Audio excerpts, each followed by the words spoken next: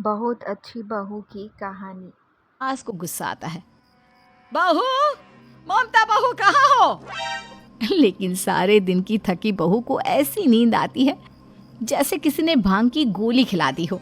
वो तो नहीं उठती। उठकर आ जाता है बेटा। क्या बात है अम्मा, काहे चिल्ला रही हो? अरे सो जाओ ना, सुबह की थकी है बहू।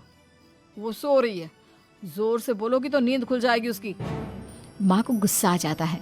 फिलहाल तो सो जाती है, लेकिन मन ही मन ढेर सारा जहर बहू के लिए भरा होता है। सुबह बहू चाय बना रही होती है कि सास धीरे से गैस तेज कर देती है, जिससे चाय का बर्तन जल जाता है। और जैसे ही बहू चाय का बर्तन उठाती है, उसका हाथ जल जाता है। मेरा हाथ जल गया। वो जोर जोर से चिल्लाकर इधर उधर भागती है कि सास थोड़ी देर में उसके हाथ में पानी डाल देती है। हाय रे बहू, क्या कर रही हो? पहली बार रसोई छुई हो क्या?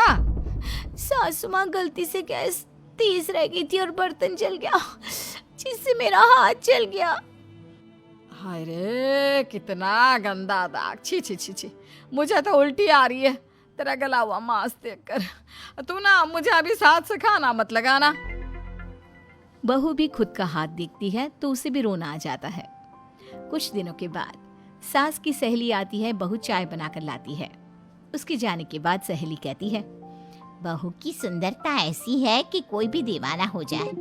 वैसे तेरे बेटे का क्या हाल है? अरे वैसा ही है, बहू के पीछे लट्टू।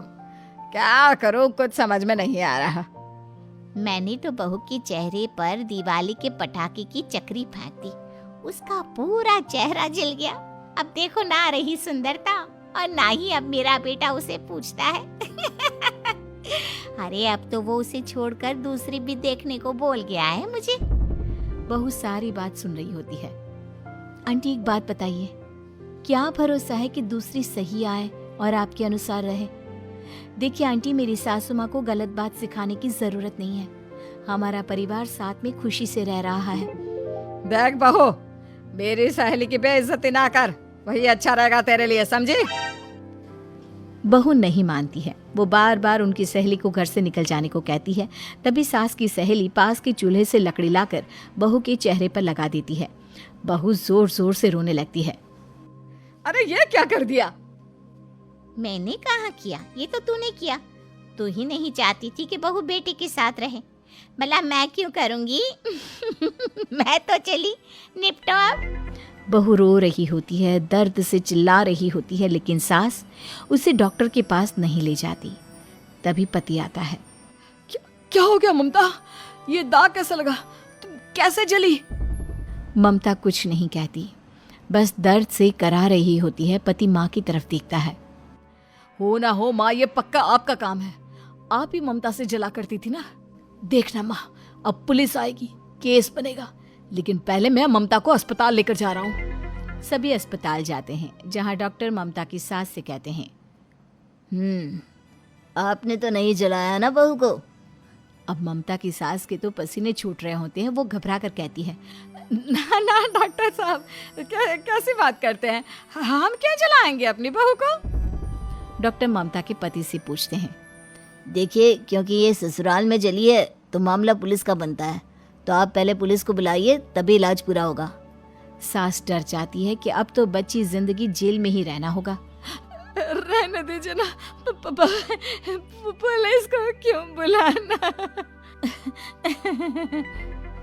सारी हंसी खत्म हो जाएगी जब पुलिस के डंडे पड़ेंगे। बहू को जलाना भले ही बहुत आसान हो, लेकिन उसके बाद सारी जिंदगी जेल की हवा खाना। सास डर जाती है। पुलिस आती है। पास लेटी दर्द से करा रही ममता स्टेटमेंट देती है। तो क्या हुआ था? कैसे जली आप? ममता पास खड़ी सास को देखती है। बेटी बताओ, कैसे जल गई तुम? ओए, काका का किरण वाली शाहरुख, चुप, बिल्कुल चुप। सास चुप। सभी इंतजार करते हैं कि ममता क्या बोलेगी। जी, मैं खाना बना रही थी, लकड़ी उड़कर मेरे ऊपर गिर गई और मैं जल गई। सास बहू की बात सुनकर रोने लगती है। देखा माँ, कितनी समझदार है ममता। ये चाहती तो, हाँ बेटा, ये चाहती तो मैं आज जेल में होती। मुझे माफ